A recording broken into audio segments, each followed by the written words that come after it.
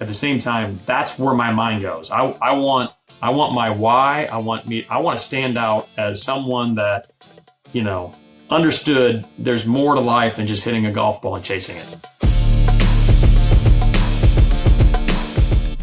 Hello and welcome to the Leave Your Legacy Show. I'm your host, Kenyon Murray, and today my guest needs no introduction. He is a 2-time Masters winner, a 12-time PGA Tour winner, and he is from the small place in Iowa called Cedar Rapids. Please welcome Zach Johnson to the show. Zach, how are you doing today?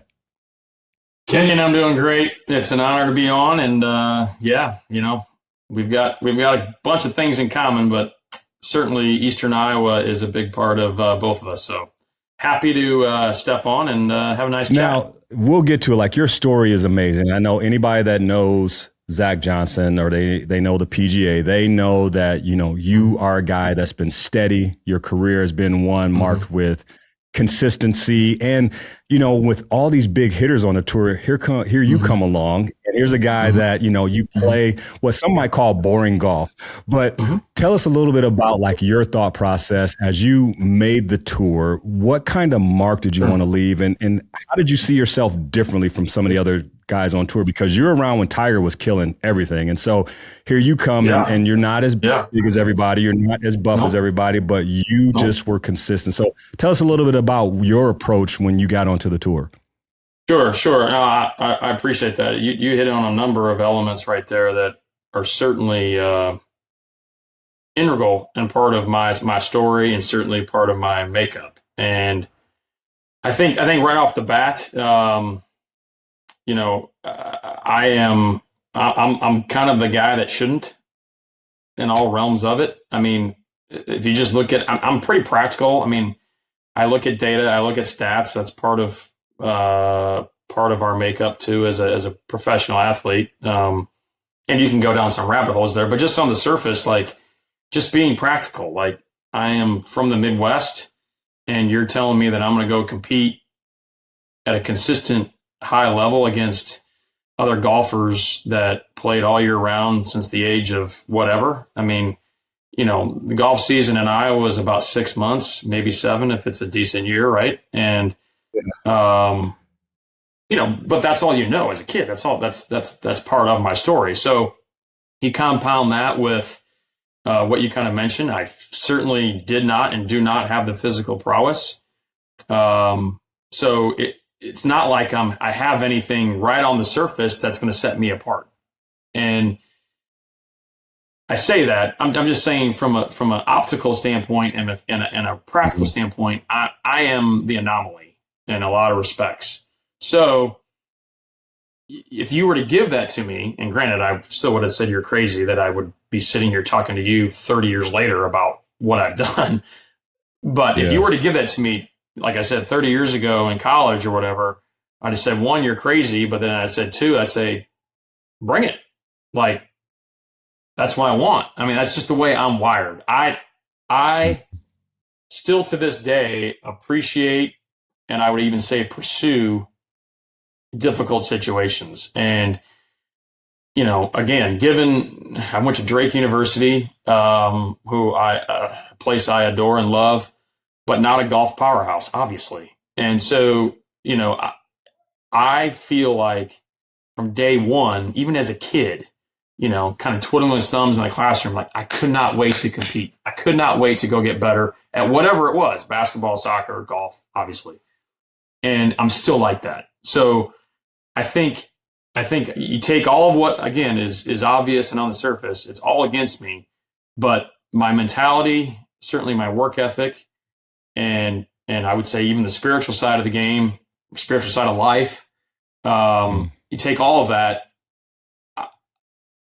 it doesn't surprise me. Everything else, I'm the outlier. But if you combine the people I was around, again, the work ethic and everything that kind of came into my story, it becomes a pretty delicious cake, if that makes sense. Gotcha. No, it does. And obviously you started playing when you were 10. So I think about the mentality that you just talked about. Where did that come from? Was that something that was instilled to you by your parents or your golf coach, as far as like you said, when you looked at it, you weren't the biggest, strongest guy coming on a golf course. And so you had to learn a level of resilience, hard work. And we talk about Midwesterners knowing how to work, right? So where did 100%. that come from? Where did that come from, early on in your golf career? Yeah, I'm so glad you asked that, because I think that's so apropos. I don't know. I can't identify one entity. I mean, I think if anything, most of it's probably innate in me. I mean, intrinsic qualities in me. I've always been the kid and the guy now that, like, granted, everybody knows my passions. I mean, I love Drake sports. I was born at the university or in Iowa City. I adore the black and gold. It's just it's in my fiber, right? So, however, if I'm not watching them and I'm watching somebody else, another game, another sporting event, I want the underdog. I want the team or the guy or gal that's not supposed to do it. And so I've always had that. I've always been a bulldog. My back's always been against the wall in all elements of my work. And so, I think it's work ethic, like you mentioned. I think it's seeing my dad and my mom, obviously, do everything and anything for their kids, and specifically myself. And then I think it's also witnessing it with other individuals, my team of coaches who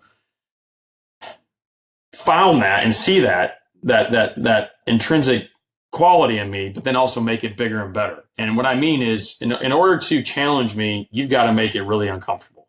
And if I'm going to continue to grow in any aspect of life, but certainly in my profession, I got to be pushed and prodded and pulled and just, kind of hit pretty hard if I'm going to make gains. So that's just part of me. I mean, I think that's just the way I'm wired. And I say all that. It's not like I'm, ultra competitive 24/7. But when it comes to my work, when it comes to the times where, all the cliches, this guy flips a switch or he finds something, digs deep, it's not hard for me to get there. I know in the end that I'm going to lose more than I'm going to win, but that's irrelevant. It's it's the journey and the process that drives me. Absolutely. I think it's great because I've been thinking about this interview, and I was thinking about some of the things that Chris and Keegan had to go through to get to where they are as well. But you said something that I think is imperative for people to understand, especially anyone that has young athletes coming up or anyone that's coaching young athletes, is you said you needed to be uncomfortable. And there's so many kids now that want to, they think things are easy. And as parents, obviously, we want to give our kids the things that they didn't have. And I even say that sometimes maybe I sheltered the boys a little too much, right? Maybe some things weren't hard, but I look at like their journey, and that's the one thing that I think parents really need to say and show that it's a good thing to be uncomfortable. And so you said that, and I just feel like that's something that's lost on today's athletes because they see these highlights and things are supposed to come so easy. And you see a lot of kids, and once they get that first thing of adversity, they fold. Is that something that you've seen too? Absolutely. 100%. Now, I can go down a number of avenues here. Personally speaking, like you said, I don't want to say you got to get fully comfortable in the uncomfortable, but you have to embrace it. Like, you got to it's a mentality. It is because it's not a matter of if things are going to get hard, it's a matter of when. So if in the heat of competition, it's like, I know what's going to come. How are you going to be prepared? And, you mentioned his name earlier, and I granted, it goes without saying, he's the best player that I've ever seen play the game. And he's unfortunately, yet fortunately my age, and that's Tiger. That man was mentally and physically prepared himself for the hardest of situations in his training, whether it's on the golf course or off, so that when a major championship came up or a big strand of tournaments came up, it felt pretty easy. And looking at his records and looking at what he did and how he did it, it wasn't easy, but you can kind of see like he was made for it. He put himself in a posture so that when it was time to compete, that's all that mattered, and he was so prepared. So, and I see it now with some of the youth that on the good side, like they're, the Scotty Schefflers now, and some of these kids that just put in the work because they know it's going to be hard at some point. Now, going back to it, yeah, coaches and other young athletes, I think it's a notion, I think it's a premise, I think it's a dynamic that, you have to find that wisdom from certain coaches and mentors to really get yourself into it. I mean, it's hard. I mean, fortunately, I had coaches that are older than me that understand that, those difficult situations, the times where the most growth comes. I'm a faith-filled man, and I think there's a couple verses in the Bible that I go to right off the bat, and it's when you're enduring trials, it's when you're enduring the hardest of situations. Well, those hardest of situations certainly prompt endurance. Endurance breeds character, and character, if you get through it, gives you a ton of hope. And in the Bible, hope is a reality. So I think, again, it's not a matter of when, it's a matter of it's not a matter of if, it's a matter of when. So the more kids can get into that mind frame, the better they're going to be when it comes to competition or anything in life. It doesn't matter what it is, but certainly in the athletic fields. I mean, your boys are great examples of that. I mean, I don't know entirely their stories. I know the surface level of it. Whatever expectations were put on them, they've exceeded them to some degree, at a young age. And now they probably have expectations thrown on them unfairly, but man, they're killing it. So, everybody's situation, everybody's story is different. Mine's of, I am a product of great people, of a lot of, I would say faith-built luck and an amazing support system at home. That's really what it comes down to. I love that. Faith-built luck. All right. Yeah. Anything faith-filled, I don't know if it's luck, but I want to get to the human side of you here. I want to get to the human side of you. So Masters. Okay. Yeah. When you were standing over the putt to win the Masters, tell us the truth. Like, how did you feel? Were you shaking in your shoes, or was your pulse at like 50? Was it 150? Like, what was that feeling like when you were able to sink the last putt and you knew that you were going to be the Masters champion? Yeah, I fully appreciate that question. As a kid, and anybody that's played this game, at a high junior level or collegiate level, or even a mini tour young pro level, you always have that putt to win a major championship. And if you're in America, or if specifically in the Southeast, probably to win the Masters, right? So the facts of that whole situation, number one, I don't know where my pulse was. I mean, I welcomed it. I welcomed whatever was coming my way. It was Easter Sunday, number one. Number two, I didn't feel like, I'm not supposed to. So, the pressure's kind of off me. So why not? Let's just have a walk in the park and hit shots. So that's kind of what it was. Obviously, there's a lot of gravity to the situation. I'm not going to deny that. But the 18th hole, I didn't hit a very good second shot, but I knew where not to go, and I knew where I could go, and certainly secure a par. And I had a pretty benign pitch shot chip. It really wasn't that far. 1 and 2 was really easy. It was into the wind. It was, I could have hit 3 different clubs. Anyway, I hit it up to about that. So specifically to answer your question, I don't know where my heart rate was, but I'm just glad it wasn't that. It was give me my putter. I can make this eyes closed, thankfully. Now, the chip shot was daunting just because of the situation. It's one you're trying to make, any other situation. But I remember telling my caddy, I'm like, I'm going to try to make this. Like, this is like maybe 2 cups outside right. Like, it's going to break a little left. It's uphill. It's a little into the wind. This is like what you dream of as far as like a birdie chip or an eagle chip or whatever. Like, this is one you're trying to make. Right. And then the other reality is 2 groups behind me is the best player of our generation. He wins every time he's in the last group. So, you know what? The pressure's off. Let's just try to make it. And obviously, again, Yeah. I hit it up tight. Thankfully, I didn't have a knee shaker, anything that required a little bit of, nerves. But I've had those, and again, I love those because Yeah. that's why I practice. But that's an entirely different animal. So very fortunate that it was only 6 inches. Right.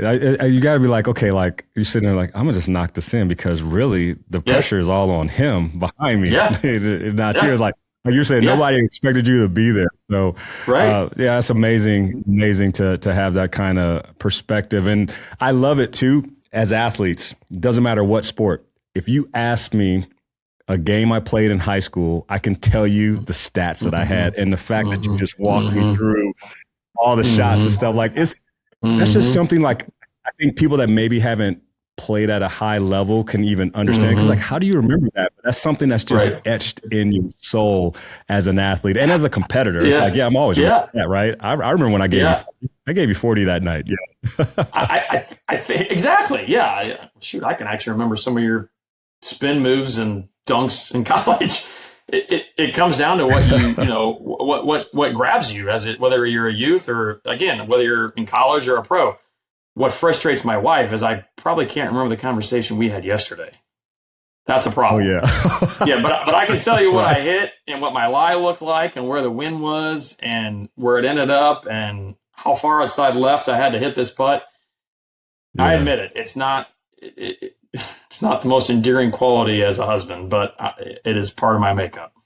Absolutely. Well, I'm glad you went there. We'll talk about some other greatness things, but to have any success, you have to have a partner that understands the Mm-hmm. sacrifice that you're Mm-hmm. making. Obviously, you're like, hey, this is what I want to do. This is my profession. I'm providing for my family. But how has your wife helped you accomplish Yeah. everything that you've accomplished? Whew.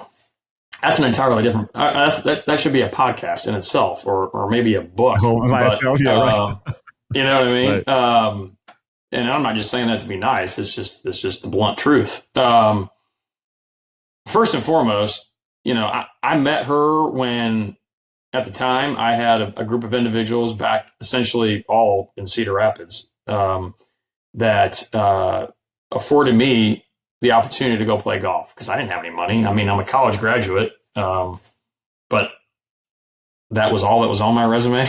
So I Hmm. didn't have the finances. I didn't have any money, and so these individuals let me go play. She knew me then, and so I'm playing these mini tours, whether they're in the southeast or in the Midwest in the summer. Like I'm trying. I moved south, moved to Florida for the 6 months a year or whatever, and just to play all year round. Never done that. So again, I didn't have anything, but clearly we had something, and she was always one of when the discussion came up about the PGA Tour or winning this or I didn't have like bulletin board goals list Hmm. on my mirror or anything like that, but I was always right where my feet are. Like I'm Hmm. gonna get better today, whatever it was. But she'd always be like, "Oh yeah, I mean, you're gonna make it, and then you're gonna win out there." And I'm like, I just kind of let it go, like Yeah. and eventually she's like, "Told you," like it's not like it didn't surprise her, and it surprised me, Hmm. but it didn't surprise her. So you know that's the beginning, and then since that point, obviously we get married, we start a family, and all that. Number one, she's my biggest fan. Number two, that's I should probably elaborate. She does not care if I make a cut, miss a cut, win 5 tournaments in a row. It does. She does not care. She wants what I want. I mean, she wants what I desire, I should say, for me. But she also understands that what, it's just golf. It's just it has its place. It requires my utmost of attention when it's time, but it's just golf. So um, she's got an amazing perspective. She's my first counsel on anything, mundane to the heaviest of topics.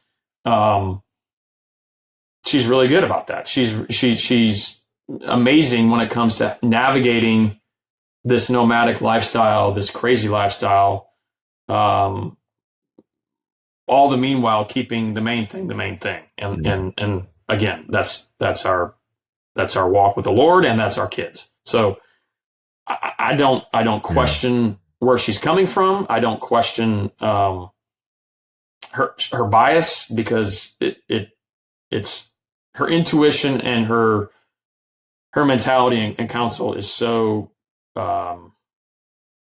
acute and so good.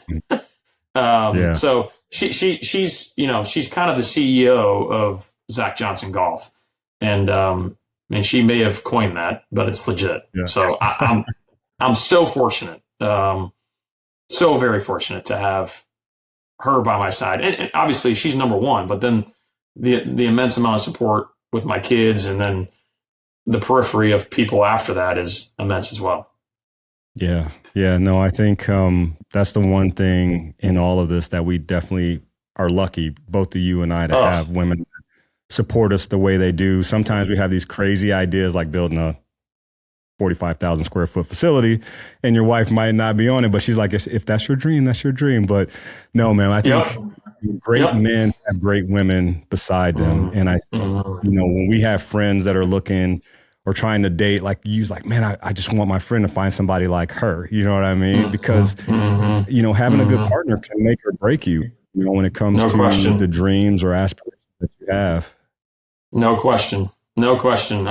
She's been the rock of our family. I know a lot of people have probably said that, but it's true. She's grounded. She's stable. We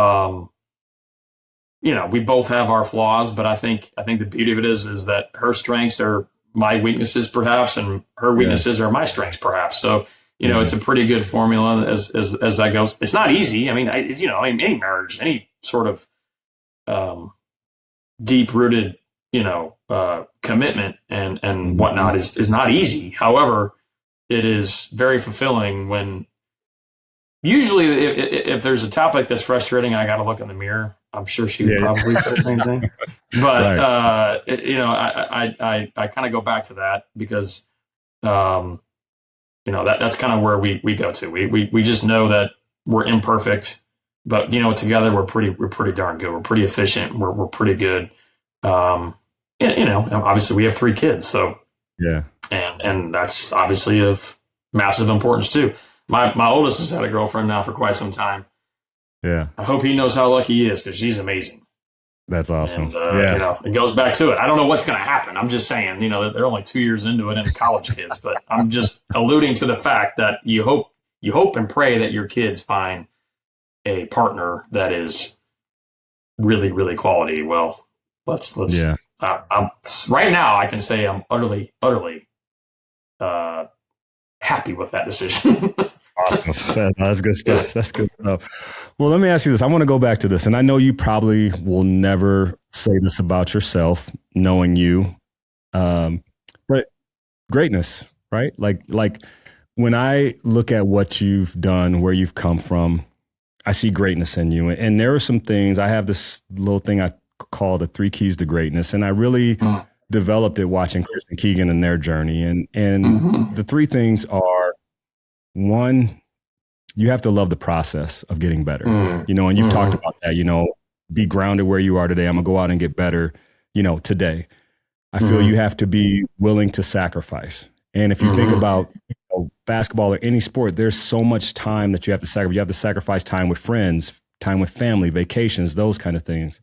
And then I also say that the third thing is you have to be willing to stand out, good or bad, because you win the Masters and everyone's, everybody loves Zach Johnson. And then you lose like 3 or 4 in a row. It's like, was that a fluke? Is he really that good? And you have to be willing to step into that and accept that, the good and the bad. So what do you think about those 3 things that I said, I feel are keys to being great, not just in sports, but great at anything in life? Yeah, those are amazing pillars. I mean, I think for any athlete or aspiring athlete, I think you could probably say that in the business world, right? I mean, entrepreneurship, you could use those 3 things and find some substance there that could really help. I mean, I that's kind of how, you go about it, I think, efficiently. I mean, the first one, let's do them in order. Kenny, what was the first one again? First one was you have to love the process. Yes. The journey. I mean, every success I've ever had, I go back to it and I'm like, why did that happen? Like, I'm not one that's just happening. It's just coincidence. Like that's nope, not at this level, not against the competition that I'm competing against. It's not just coincidence. It is the journey and the process with which I put my time and energy in the dirt. And so you have to like that. Now, in that, fortunately, I do like it. I've always loved to practice. At 50 now, practice is a little different. It's not as frequent because my body hurts. So more time for me is spent on a physical therapy table and in the gym every day. But that's part of the process too, right? That's part of the journey. That's part of, speaking with you, I was at seeing my guy for the last 2 hours, and it's not exactly pleasant, but it's required. Again, that's part of the journey. That's what it takes. Going back to the Masters, you brought it up, right? And I look at it and I'm like, well, specifically, why did that happen? Obviously, a lot of really cool things crashed into each other, right? It was Easter Sunday too, which was pretty special. But I look at the practical side of it. The fall and winter leading up to that April. So that would have been 2006, late 2006, early 2007. My wife was extremely pregnant. And we were about ready to have our first boy. And in that, I wanted to be at home, and she wanted me to be at home. That was very apparent, and obviously. So for the last 2 months, maybe 2.5, 3 months, if I'm looking back on it, I didn't travel. I stayed at home, but every day I had a routine, both in the gym and at the golf course. And it was one of those where, you know what, I'm 3 or 4 years into my tour life now, PGA Tour life. What can set me apart? And I was always pretty good, you know, hitting it straight, pretty good at hitting a lot of golf, going back to a boring golf, right? But hey, if my wedges can get better, that could potentially set me apart. So every day I was practicing my wedges, distance control, trajectory control, etc. And in doing so, it didn't really surface right off the bat. In January, February, my boy was born in January. I played after he was born. But then, came March, and I'm like, man, I'm starting to see some things with my wedges I had never seen. Like, I'm knocking down flags, I'm hitting it pretty close, I'm getting up and down, et cetera, et cetera. And then Augusta hits, and it was just like this culmination of that process that manifested. And so, I look at, obviously that week, I can remember, as we just alluded to, specific shots from absolutely specific places and times. However, what led up to that point was the work, and it was not easy. I probably bled even because my hands are dry to begin with, and but I loved it. That's the part that I really appreciate, is that journey and that process of trying to get better each and every day, not allowing myself to get complacent. Yeah, and that can definitely be hard. So number 2 was you have to be willing to sacrifice. And so you alluded to it right there. You sacrificed the last 3 months of playing so you could be home. So 100%. So talk to us a little bit about that. Yeah, I think that is a mega high notion, sacrifice. However, I think about my team first and foremost. I think about the sacrifice by everybody, and starting with my wife. I mean, granted, the Masters we just kind of discussed, that's obvious. I sacrificed time and opportunity, financial gain, because I wanted to be at home with my kid. On the flip side, I've sacrificed the opposite of that too. I've gone out because I have responsibilities and obligations to go compete, to represent certain people, partnerships, entities that I signed up for. And in doing so, I've missed a lot, whether it's been my kids' stuff at home, obviously sports, you can name it, school functions, academics, things of that nature, all of it. Like I've missed a lot. Now I've also been gifted with the freedom when I'm home, I'm very present too. So it's a tug and a pull, but that's the sacrifice of time. Time is a massive commodity in any profession, specifically in professional sports. When you travel, it is immense. It's a huge commodity. That's one part of sacrifice.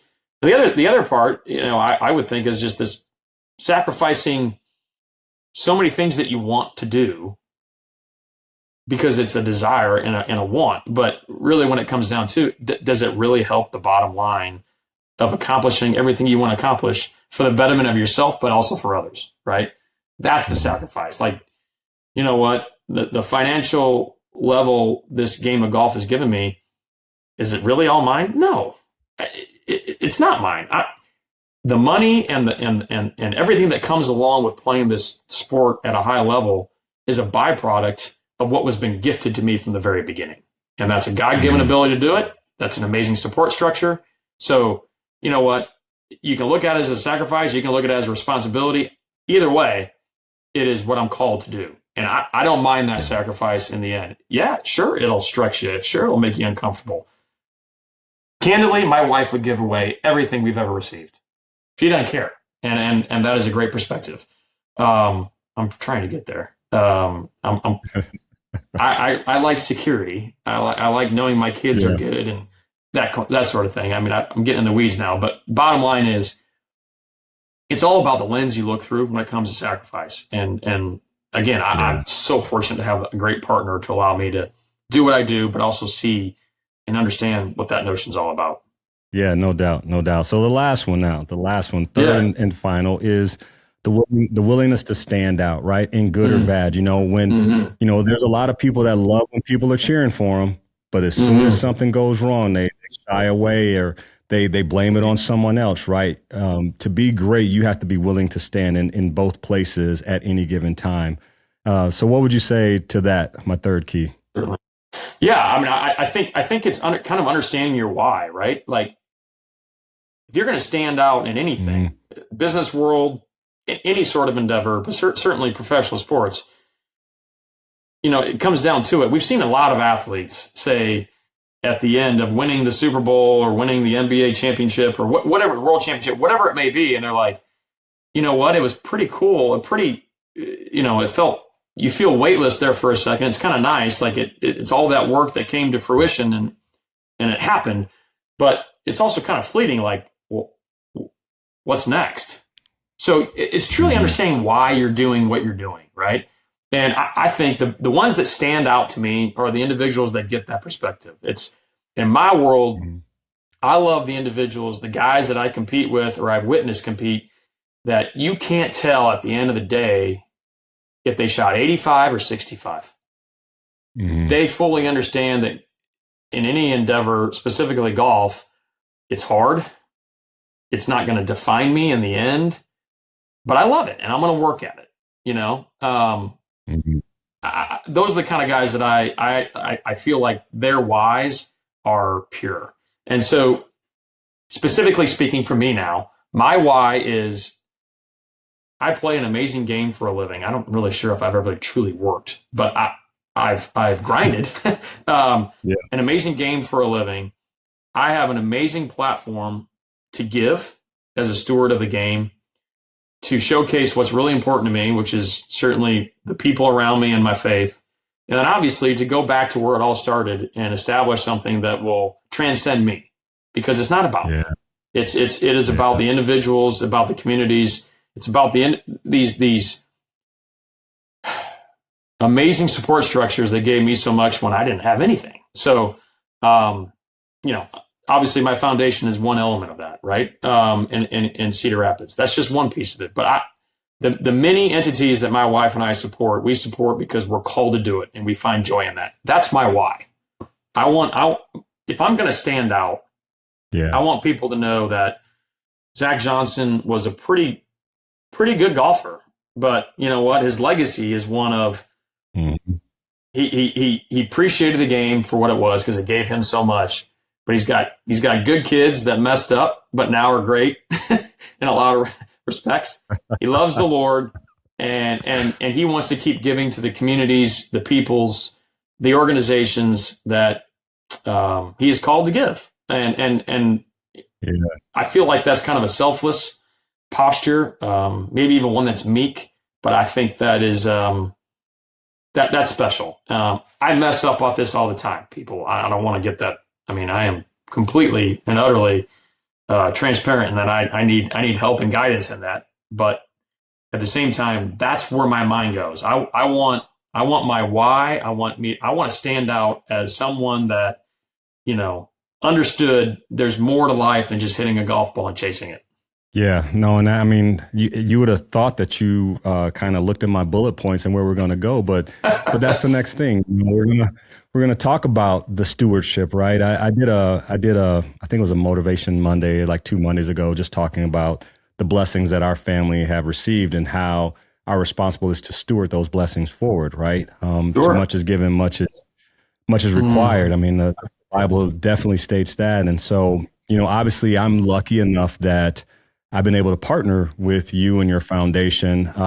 We're still grinding and figure out, exactly how we're going to work together. But the idea that we could be a foundation much like yours from Cedar Rapids, giving back to our community, like you guys have been doing it for 15, 16 years now. And I will say that what you guys have done in the Cedar Rapids area has been phenomenal, and I know it continues. So what's the next step for the Zach Johnson Foundation? Because you guys have changed the lives of so many kids here in Eastern Iowa. I just kind of wanted to get an idea of what's next. I know partnership with us is one of those things, but what do you see for your foundation moving forward? Yeah, no, I appreciate you bringing it up. Certainly a lot of parallels and meshing and ideals of what you guys are trying to establish and obviously what we are still pursuing. And I'll say right off the bat, most humbling endeavor I've ever been associated with outside of trying to raise my own kids has been this foundation, has been this program. And bluntly, we had a blank sheet of paper with, what are we going to do? Like, we want to make a big impact in this great community of Cedar Rapids and potentially beyond, right? That's kind of where we want to go at some point, right? Yeah. How do we do that? Well, first, you got to get the right people around you. You got to get the right individuals that, understand that, hey, this is a community that's great, but here's some areas that it can need some help. And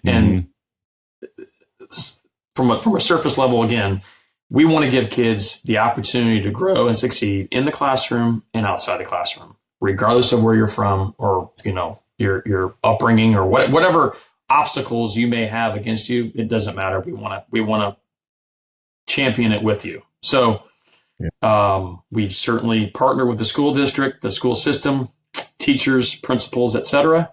And we do that. Our mission is joining hands with them. And we do it inside the classroom. We do it outside the classroom. First bell to last bell, after school and in the summer and beyond. And so we try to leave no stone unturned. We partner with numerous organizations. Certainly, y'all will be a partner. I mean, it goes without saying, because there's so much of how you guys are trying to dig your roots that are so similar to what we've done or continuing to do. And I would say, in the end, I mean, we're at a place now. I never thought these words would be uttered. We want to see. My foundation is the one that's championing this wholeheartere right now. And we've got partners and constituents that are doing it with us. Don't get me wrong, Transamerica, RSM, John Deere, the community at a corporate level, but also families in Cedar Rapids that want to help us. Amazing partners. We want to see this Kids on Course program transcend the foundation. So what does that look like, right? How does that come to fruition? How does that manifested both in Cedar Rapids and beyond? So we think we've created something that can be replicated elsewhere. Maybe not all of the elements, but certainly a portion of it. We have a template we think that can be put into place in other communities that need help. But furthermore, we don't, I mean, as my wife would say, it was by far the most generic, the Zach Johnson Foundation. I'm not going to be here forever, right? So that's kind of morbid to think, but at the same time, we feel like we've established something. We have really good roots in something. We want those to go further, deeper, and wider. Well, what does that look like? It's more than me, and it's more than any board member I've ever had. and that's kind of where we're at. So we are planning for the future, but also making the main thing, which is these kids right now. And it's fulfilling. It is spectacular, and a lot of amazing data and research that we have. Seeing kids go through the program, graduate from high school, go off to college, which we help with, or trade school, or whether it's a 2 or 4 year institution, doesn't matter. Seeing kids come back now and want to volunteer, I mean, come on, like that says it all.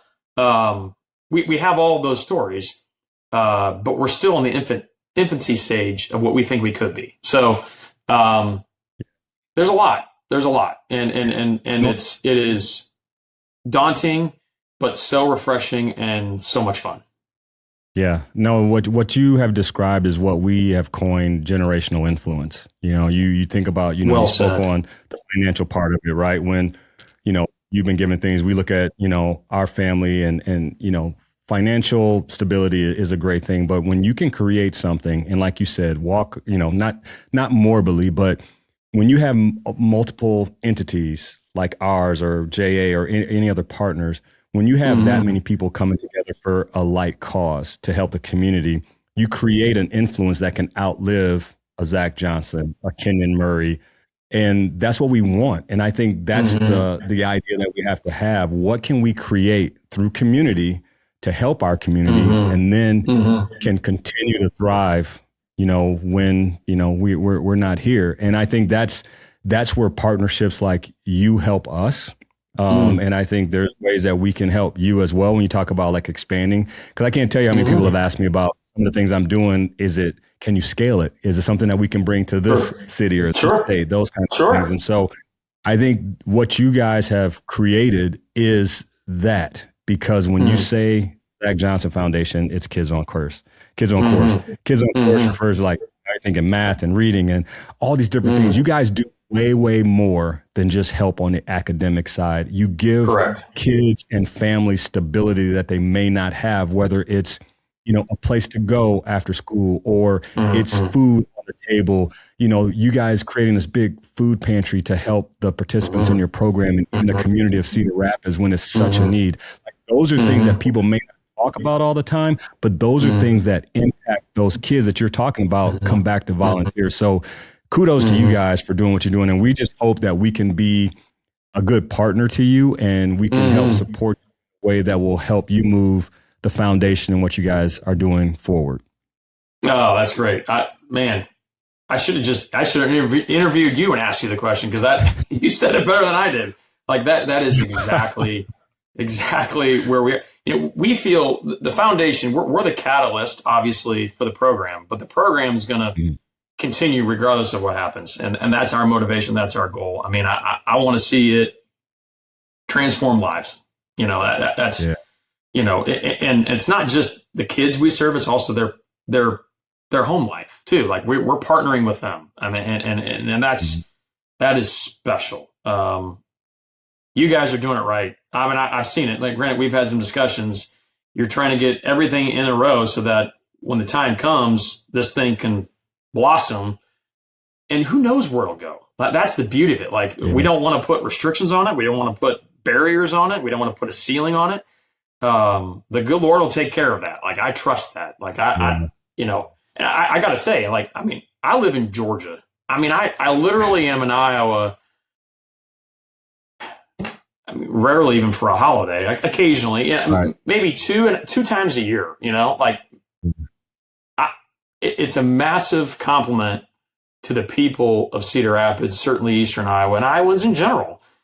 They were with me from the very beginning when I had nothing, and now they want to partner with me when, I'm fine, but hey, let's help out our community. That, whether you're talking about my board members, you're talking about volunteers, you're talking about the school district, the corporate Iowa, I never thought we'd ever get to this point. And the beauty of it is we're in a pretty good place, but we can continue to grow, stretch, and serve. And it is one of my life's honors.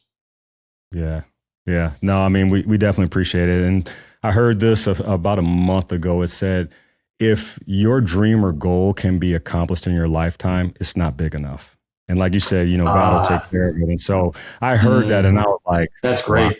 Yeah. Like that, that's so powerful. And that's really what, you're describing and what you want the foundation to do. And yeah, we definitely are so happy that we've gotten your support. I mean, you're, between Eric and Steph, like they reach out and they talk to us all the time and they want to help guide us because you guys have been doing it. We don't want to stub our toe if we can avoid that. So right. Yeah. I'm very lucky to be associated with great individuals. And I'd be remiss not to say are the directors we have at each campus that we're at, each school, and their staff and volunteer staff, like we're so fortunate. I mean, those are the individuals that need to be applauded, especially when it comes down to the academia and then providing opportunity in and out of the classroom. I mean, you mentioned it. It's just like you. I'm a product of really good people, both on and off the golf course. And this is certainly a vehicle for me to give back to my community that gave me so much. And it doesn't surprise me. So cool to see Chris and Keegan want to do it, and certainly your family, because this, again, your legacy is going to touch a lot of people's lives years, decades from now, and that's what it's about. It's cool. Absolutely. Well, hey, first and foremost, I'm gonna say thank you for the time you've given me. But I'm gonna ask one question on the way out, okay? Come on. Because you've talked about how important she is to you, and you've traveled the world. But I'm gonna ask you this. So you and your wife get a week away anywhere. It could be a bucket list trip. Where would you take Kim for just where you unplug, no kids, no nothing, you don't have to do anything, it's just the two of you? Where would you take her? We've got some bucket list things, places we want to get to. The one that we do live on the coast of Georgia. There's not much coastal Georgia. It's not like the water's pretty or anything like that. We probably are mountain people at heart. We just appreciate the mountains. However, I think we would go, we've never done it. I would take her to a place, I'm trying to explain it, where there's like these huts over top of the water, the crystal blue waters. Oh, yeah. You know what I mean? Like tiki kind of dwellings. Whether it's in, the East Indies, like Fiji, Bora Bora, I don't know. I really don't know. Or it's here, like in the Caribbean. That's where I would take her if we had a week. The biggest part of that question is if. Because we're not there, and that's okay. That's part of sacrificing and part of it. But that is not a complaint. That's just a reality. But I love that. If we had one day, it would be dinner and a movie, because we're simple. We love good food and we love to go to movies. So yeah, absolutely. The date night thing is awesome. My wife and I actually did that the other day. Well, I got to ask you. Okay, I lied. I got one more thing. Okay, so come on. You have to tell me you got your first win on the Champions Tour. So I mean, is it weird for you to be like, okay, I'm 50 now and I'm playing on the Champions Tour? How first of all, how was it in your first event? And then, how was the win? It was very welcomed. Very welcomed. Didn't necessarily anticipate it. And since that week, I have not won again. I mean, I've had some good finishes. I've played pretty good golf, but it was amazing. I mean, amazing for a number of reasons. Like, I've been working pretty hard. Like, I've wanted to get out there, and I've been putting the time in, so I've been working at it. I had my wife and my middle boy and our daughter there. And I'm telling you right now, given their schedules, again, for all the right reasons, my son was still in college, so he couldn't be there. But they just don't travel that much anymore, or at all. They're so busy, and nor should they. Like, they've seen me do it, but I don't think those two really remember me ever winning a golf tournament. So, in that respect, it was really special having my wife there for any win. Matter of fact, she was at my last win, which was the Open in Scotland. Okay. And I had one in between there. So she maybe that's the common denominator right there. She needs to come out and witness me playing more. But really special. I'm loving it out there. I mean, most of these guys out there are like some of my best buddies, and they're my age, you know. Yeah. Instead of being the oldest, I was the oldest guy every week on the PGA Tour for the last 2 years. Really? With the exception of 2 weeks. Wow. It's just hard. I mean, the youth of the game is really good now. The average age is dropping into the 20s. And at 48 and 49, it's just harder. And especially the physical side of it. So 3 days on the Champions Tour. If you want to take a cart, you can. If you don't have to. It's still competition. Right. My buddies are out there. Sign me up. Gotcha. No, that's amazing. Zach, I can't tell you how much I appreciate the conversation today. You're amazing. Honestly, you know, the path you've taken, it's just a blueprint for people to say, hey, you don't have to be the number one golfer. You don't have to be the biggest, the strongest in order to have success, reach the highest goal, and, you know, become a 2-time major championship winner. So thank you for the time today. I appreciate your friendship even more, and, you know, just continued success on the Champions Tour. And, you know, I mean, if something's close, I might want to pull up and watch you play. Come on. Let's do it. We got to do it. Yeah. You're well, I think you guys crossed at least for a year or two. Just Settles keeps saying the same thing too. Like, yeah. What a stud he is too, by the way. Yeah, we got to do it. I would love to do it. 6 years. 3 of his 6 years together. I thought it was 16, but yeah, we'll go 6. Yeah, rounded down. Yeah. But yeah, I would. That would be an honor. We got to do it. I'll echo what you said. Been a fan of yours and your family's for decades, certainly. But now seeing full circle how we can, you know, do life a little bit together, partner together, and for all the many cool and right reasons is special. So honored to be on. You just got to holler. I'll do it again. I don't know. We'll talk hoops maybe instead. I mean, I'll start feeding you some questions, but I loved it. I appreciate the invite. Absolutely. Well, thanks again. All right. Thank you for joining Zach and I on today's Leave Your Legacy show. Remember, if you enjoyed the episode, share it, like, subscribe, and remember, until next time, let's keep connecting. The Leave Your Legacy podcast is brought to you by Storyline Multimedia. Storyline is an Iowa City-based media company that creates high-quality video, photo, and audio for local businesses. They produce a number of great podcasts, including this one. If you're interested in sharing your story, please contact them at storylinemultimedia.com. And remember, your story matters. Don't chase, attract. Welcome to Verve, a creative sanctuary built for brands seeking depth, not noise. They create with intention, publish with purpose, and believe the best ideas take time. If the internet is noise, Verve is the signal. They don't interrupt attention, they earn it. At Sportsman Solutions, they believe sports facilities are more than buildings. They're the heart of a community. Whether it's planning, development, or day-to-day operations, their team helps turn vision into reality, because the future of sports starts with the spaces that bring communities together. Every journey forward begins with hope. At On With Life, hands, hearts, and minds come together to help individuals living with brain injury and neurological conditions reclaim their independence and rediscover what's possible. Because healing isn't just about recovery, it's about getting on with life.